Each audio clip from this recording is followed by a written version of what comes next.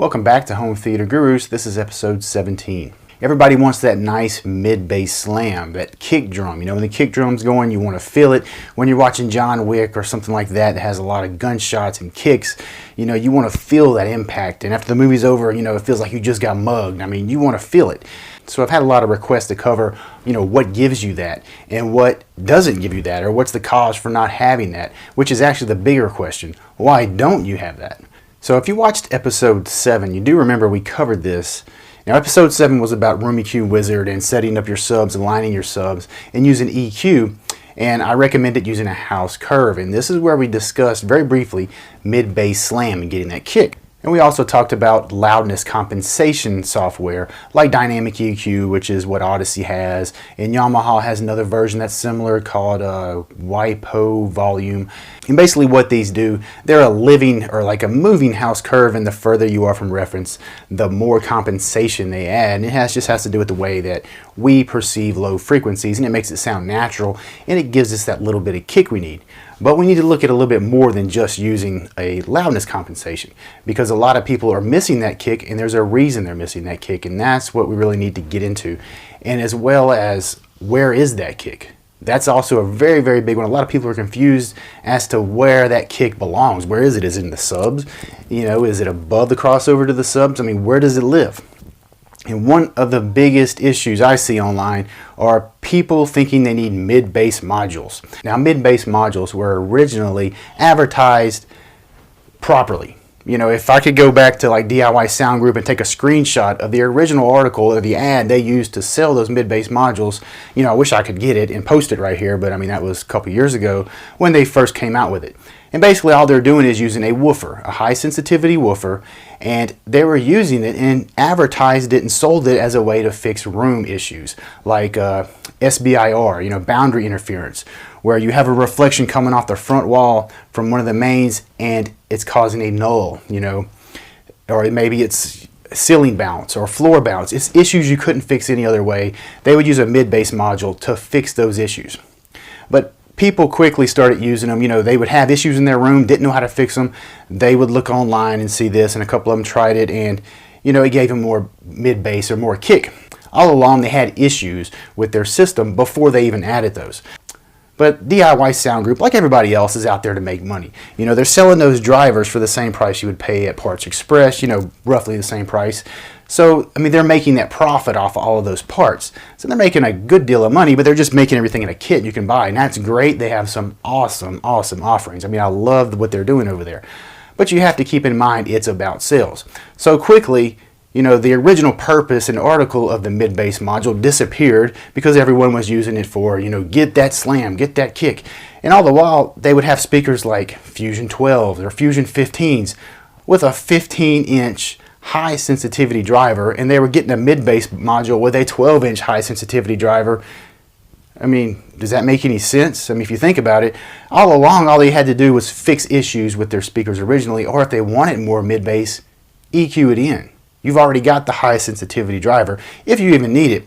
Like we went over last episode, a lot of you are barely even driving your speakers, but you've got room issues that are hurting your mid-bass or hurting, not giving you that kick.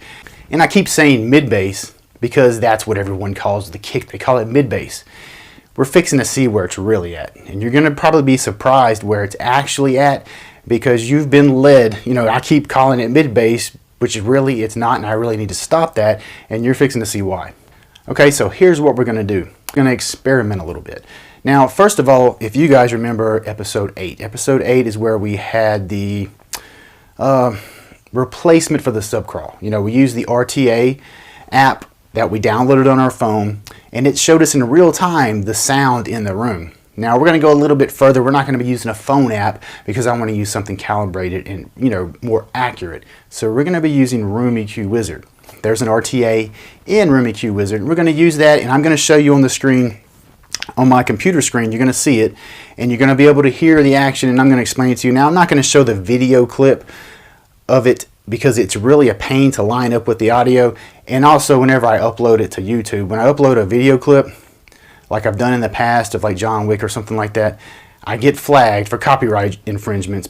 Now, because I'm using it for educational or teaching purposes, I'm covered under fair use, but I really don't like seeing the flag when I upload a YouTube video, so I'm not going to do the video side by side while you see the computer screen and see the action, but you're going to be able to hear it. And we're just going to do a few clips, a few common clips that people know. And when you think of impact and, like, you know, gunshots and stuff like that, it's really hard to beat John Wick. So we're going to do a few scenes in John Wick, and another scene that really comes to mind is the movie with Ben Affleck where he's the assassin, the accountant. There's the one scene where he's got the sniper rifle in the field, and it is just thunderous. I mean, that's one of my favorite scenes. It'll wake the dog up. So we're going to go play some scenes, and you're going to see the computer screen, and you're going to be able to hear it and see the RTA, and you're going to see exactly where that energy is, where the brute, or where the, you know, the meat of that energy, when those kicks are happening, or when those shotgun blasts are going off, or when that sniper rifle goes off. You're going to see where it's at. And you're going to have to decide then, is this mid-base, or is this somewhere that I never knew it was? Everyone calls it mid-base, but what is it doing where it's at? And what can I do to get more impact there if that's what I want, more kick? And that's what we're going to do. We're going to look at it, we're going to come back over here, and we're going to talk about it. So let's go ahead into the movie room and check it out. Alright guys, so here we are at RVW. Now if you're doing this at home and you want to see, you know, what a specific movie, where its impact's at, just don't forget, if you haven't watched episode 7, then maybe you don't know this. If you have watched it, you should remember this. But we're going to go up here to preferences. Make sure your UMic is set for the input device, and make sure you load your CAL file. So once that's done, you're ready to start recording or start listening to what's happening in the room. So for this, we're going to use RTA, and I've already been on here. That's why you see some stuff. Alright, when we hit this record button, it's going to start recording, but before we do that, we need to make sure our limits are set up. You know, here we have 10 Hertz. That's the lowest I'm going to be recording. I'm going to record all the way up to 600 Hertz, so we can see well above the subwoofer range or the bass range, just to kind of see how this bass range is going to compare to everything else. So that's why I'm going out to 600. And then my top and bottom, I just have that set to, you know, try to get everything that we're going to be listening to in this window. Then we'll hit apply settings. Bump that down a little bit. Okay, when we hit record, it's going to start listening to what's happening in the room. And we hit reset, it's going to reset everything that we've measured up to that point. Now the red line is going to be our maxes, and we're going to see a black line. It's basically like pushing the red line up to get all the maxes, and the black line is going to be the real time, what's happening right now, and the red will be our max. And when we hit the reset, it's going to, of course, reset the red. So let's hit record. And okay, it actually reset itself that time. Now we are going to be watching John Wick, just because there's so many scenes with lots of very popular chest kick. I mean, this movie is just riddled with it. It's just everywhere. Lots and lots of just very impactful bass. So we're going to see where this bass is at, and we're going to start where he's about to start busting up the concrete with the sledgehammer. We are at 24 minutes and 13 seconds. So here we go.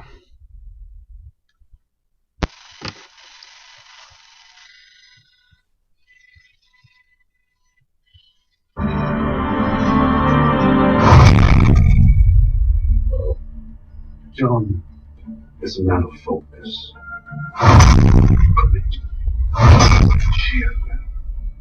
Something you know very little about. I once saw him kill 3 men in a bar with a pencil. Fucking pencil.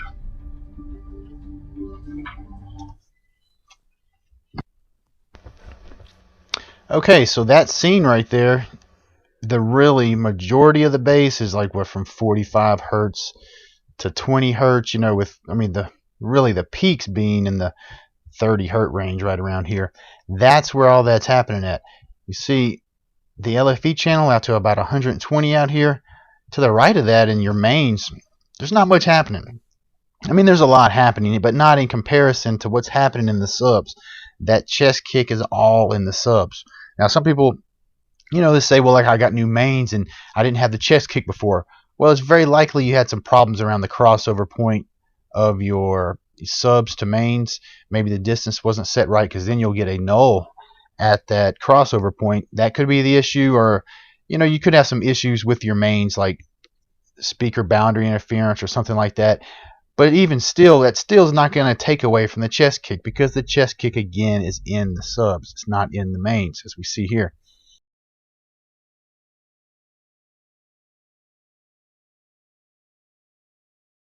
So let's watch some more scenes and see how they measure.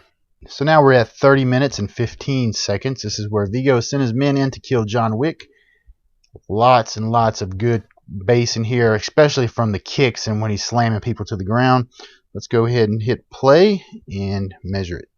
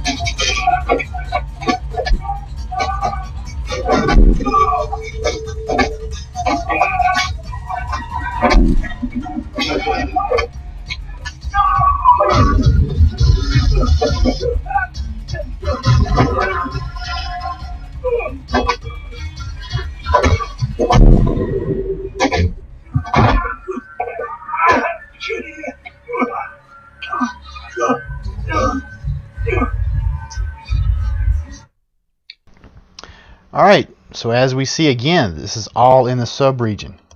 Here's 120 hertz right up in here. That's all LFE. All of that kick is in the subs. Again, we have a little bit of, it starts to rise around 300 hertz, but that's easily handled by a decent set of bookshelves.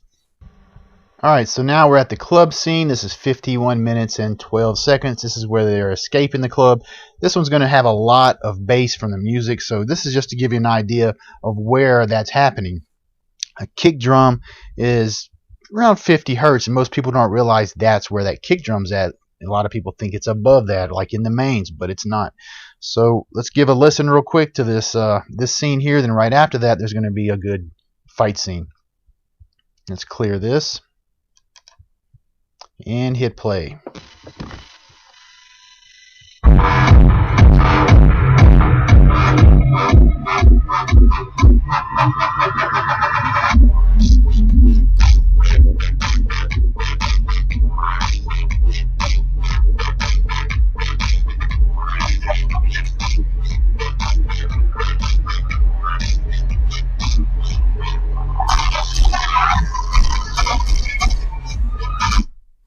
Okay, now I want to stop it before the gunshots kind of smear the response from that bass music. You see that bass was hitting in the 45 to 50 hertz range right up in here.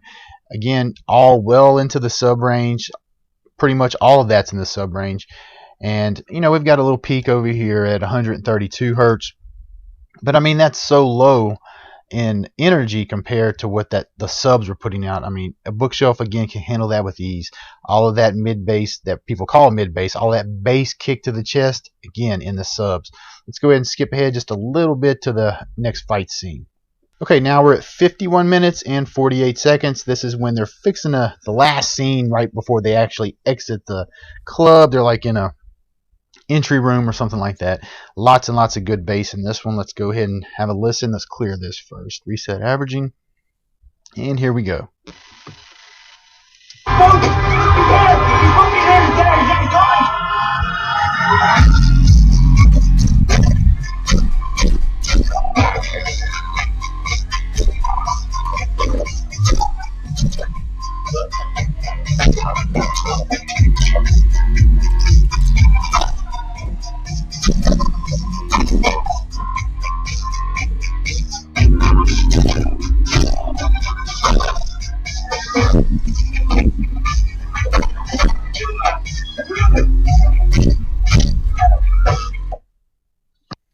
Okay, I'm sure you're seeing a pattern here. Again, all in the subs. Our subs are taking over around 120 hertz for the LFE channel, and it just starts. I mean, really, when it hits about 80 hertz, it skyrockets up, and we're getting a tremendous amount of energy out of those subs. So now we're going to look and see what a car crash looks like. This is going to be where Vigo slams into the side of John Wick's car and then pushes it over the edge. We are at 1 hour and 28 minutes and 19 seconds into John Wick. Let's go ahead. We've already reset it, and let's hit play.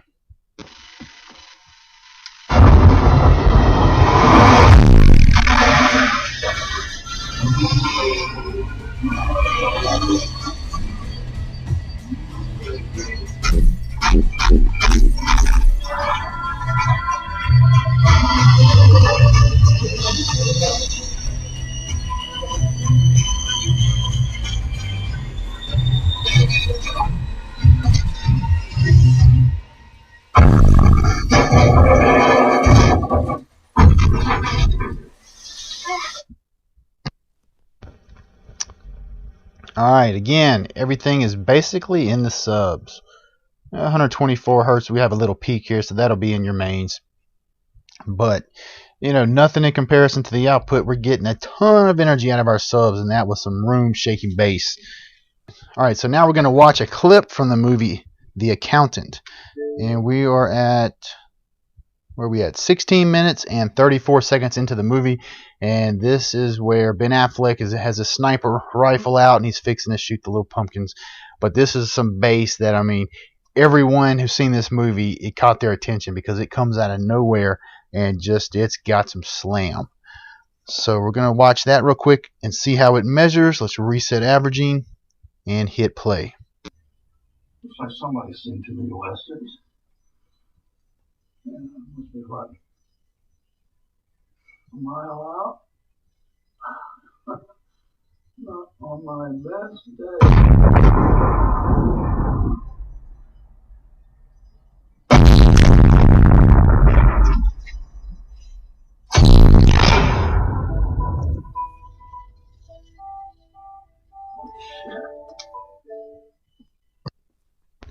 Alright, that's insane.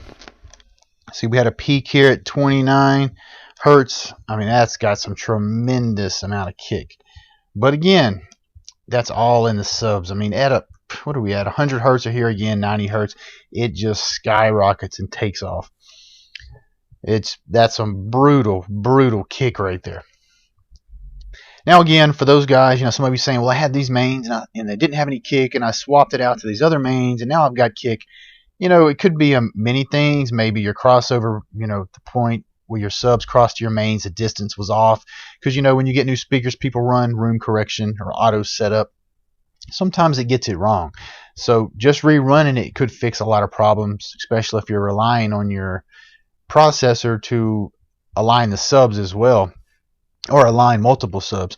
You need to go back and watch, if you haven't already, watch episode 10, to see how to set them up yourself, or episode 7 if you want to get your subs tweaked perfectly, which I highly recommend because you've invested a lot of money in your system, so heck, you might as well get everything out of it that they're capable of.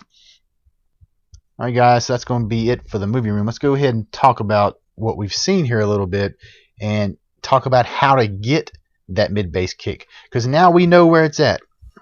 Alright guys, so there you have it. All of the mid-bass kick, or what everyone calls mid-bass kick, is not mid-bass kick. It's just bass kick. It's in the bass frequencies. It's in the lower bass frequencies. It's in what the subs handle. It's not above the subs. It's all nonsense. All this stuff about mid-bass modules, all these guys are doing is, they're taking a mid-bass module and they'll stick it to where it crosses over at 30 hertz and rolls off to the sub, and at 30 hertz it's taken over up to 150 hertz, but it's playing the upper part of what the subwoofer should be handling, and so it's not above the subs. All they're doing is fixing issues, or getting lucky and fixing some issues that were in their subs. You just need to fix your subs. Just get your response right. There's a lot of misconceptions in home theater. Guys don't understand how to set their subwoofers up. They don't measure their response, so it's all over the place. And not only do mid-bass modules make absolutely no sense unless you have an issue like above the subs that, like I said, is room like a boundary interference or something like that, and you can't move the speakers, or you can't, absorb the, whatever frequency is causing the null from the boundary interference. If for some reason you can't fix it, they do have a place. Only after extensive measurements and if you know what you're doing. You don't want to just jump on, mid-bass modules or that's not going to help your cause. It's not going to give you what you want. It's actually quite complicated to get it right. And what I mean by that is, when you have a sub rolled, off to a main, or a main rolled off to a sub, what you have is, like, here is the main, and here's the sub. Okay, you set a 80 hertz crossover. Your sub's going to roll off like this, and your main's going to roll off like this, and that intersection is going to be the 80 hertz point. If you use a mid-bass module, you've got to set another one of these, like, say here's 200 hertz, and that's where you want your mid-bass module. People will come in and roll the mid-bass module off to the subs. Let's say this is 30 hertz right here, and then they'll go up to 200 hertz on this side. Say this is 200 hertz on the main. So this is your main, this is your sub, and then they're going to stick a mid-bass module in here to handle this portion. So basically what you have to do is you have extra crossovers, so you have to set the slopes, go into your iNuke. A lot of people use the iNuke, with DSP. You got to set the slope, but you also have to set the slope on the subs, and then you have to set a 200 hertz slope on your mains, and then you have to set it, on your mid-bass module at the upper port, and then you've got to get the time delay perfect. I mean, you're basically designing an active crossover. It is not easy to do, and not something that, a lot of these people that are doing it, guarantee you they're not doing it right, or it's causing more headaches than it's worth. Fix your dang subs. That's all you have to do. Go in there, watch episode 7, learn how to align the subs, or first place them, make sure they're placed properly, align them properly. And if you remember in episode 7, we went over house curves. If you're not running a house curve, if your subwoofer frequency looks like this, it's going to suck. And the reason it's going to suck is because whenever we're listening to something at less than reference, because few of us listen at reference, let's be honest, most people don't like it, it's too loud. Flat sucks. We don't perceive bass the same way at negative 20 dB from reference as we do at reference. So as we get further away from reference, we need a house curve. So if you notice in episode 7, at 100 hertz, I climb up to about 30 hertz and then I level off. That's just based on my listening preference, which is around, negative 15 to negative 20. So I have about a 10 dB increase right here. And a little trick you can do that we also went over in episode 7, you can play a tone at, say, 100 hertz, and you can play another tone at 30 hertz. And you're going to notice that this 30 hertz tone needs to be, 8, 10, maybe even 12 dB louder to sound as loud as this right here. And that's one way you can get your house curve, or you can determine how much of a house curve you need. This is your mid-bass kick right here. You notice most of those frequencies, that 30 hertz region up in here, 30 to 20 hertz, you increase that by 10 dB, that's your kick. Okay, that's where it's at. And all you're doing is making the bass sound natural. You're not doing anything special. You're not making it sound bloated or too much. It's just going to sound natural. Now, it does have a lot to do with what level you listen at. If you listen at 0, then you're going to want less of a house curve, unless you're just a bass head, which that's fine too. There's nothing wrong with that. It's personal preference. But another thing you can do is use loudness correction, like dynamic EQ or WIPO volume. Those will do this for you. And what they'll do is, the closer you get to reference, it'll back this off. Now they're actually a little bit more aggressive, because instead of starting at 100 hertz, they'll start around here at 200 hertz and kind of be a little more like this. I don't know if you can see that. So they're not, they start before the subs, which is actually a good thing. If you have a receiver that will allow you to only EQ like the modal area, say 300 hertz and down, I love using dynamic EQ. It's awesome. I would use it every single time, just because it will change depending on the volume. If you crank it up, it's going to back this off a little bit. And what it's doing is it's going to maintain a natural sounding bass experience no matter the volume level. So anyway, that is how you get chest kick. That's it right there. Fix your subs. This stuff, the boom that everybody wants, Oh, there's a mic right there. The kick to the chest, it is not above the subs. We just saw it. It's in the subs. So if you're missing the mid-bass kick, I recommend you go watch episode 7. If you do not have a mini DSP, it's a very, very good investment. You know, the 2x4 HD. Yes, it's $205 and you got to spend another $100 on a mic. It's $300. How much did you spend on your subs? You know, a lot of you probably, you know, even cheaper budget subs, you're looking at $500 a sub, and you get 2 subs, you've got $1,000 invested in it. You know, $300, you know, that could take your system to the next level and make it perform so much that better than it's performing right now, you know, because maybe your subs are out of alignment, you've got them in poor places, you know, there's some nulls in your response you don't know about because you can't see them. You can't do this stuff by ear. It's a very small investment and something that you can use for the rest of this, you know, your lifetime in this hobby, as long as you spend in this hobby. So it's a very, very valuable information to understand, you know, how to set your subs up. If you don't want to go through Room EQ Wizard and invest that kind of money, a couple $100s, go ahead and go to episode 10. Okay, I have another method in there where you can use an RTA app in your phone to try to find good spots for your subs and make sure you don't have any nulls once the receiver aligns them for you, if your receiver has dual sub outs, because it will align 2 subs for you, or it will attempt to. Anyway, so that's going to help you guys a lot. I've already had feedback from that one, and guys, you know, thanking me because their subs weren't placed properly, and they just did that video, watched that video, and they were just like, wow. Thanks, you know, now my whole room is shaking. It is so much more impactful. I was really missing out. And, you know, that's good to hear. I like hearing feedback like that. That's why I'm doing this channel. You know, learn all you can about the hobby, educate yourself. You have to be very careful in this hobby because there's so many misconceptions. You know, people have their subs out of alignment and they add more subs and they don't realize the subs are out of alignment. They had plenty of horsepower before they started adding subs. Now they're just dumping money, throwing it away. And again, on house curves, guys, you would not believe how many people have come to me over Messenger, and I've helped through the years, that said, I need more subs. And the first thing I do is, let me see your response. And, you know, maybe they don't have Room EQ Wizard, so I'll get them to download it, you know, order the mic. They'll show me their response, and I'll say, well, we've got some issues to fix, and you're also flat. You know, their response is flat, so I can look at it in flat, and I know it sucks before I even, you know, I don't have to hear it. I see a flat response, I know it sucks. I'll have them, you know, we'll fix some room issues, or we'll fix the response, you know, get the subs aligned. We'll get rid of that flat response, and we'll go with a house curve. And they're like, wow, I don't need new subs. I never needed subs the whole time. I had plenty. You know, they realized it was just a response. It was a setup issue. So if you want that kick, fix the subs, house curve. 2 things, fix the subs and a house curve. That is the recipe to a great, what everyone calls mid-bass kick. And again, I hate even saying it because it is not mid-bass, it's just bass kick. It's the kick to the chest that we all want, and that's how you're going to get it.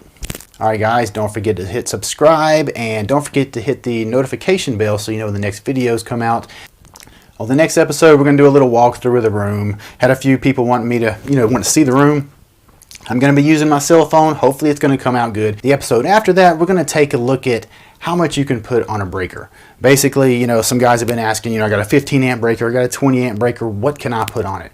So we're going to go over how to determine, by looking at, you know, your specs for your equipment, what the draw is or what the load's going to be and how to calculate that, and to see how much you can put on a circuit breaker or one circuit without, you know, messing anything up. Don't forget to look down in the description for this episode's cool find. Alright guys, that's going to be it for this episode. I'll see y'all next time.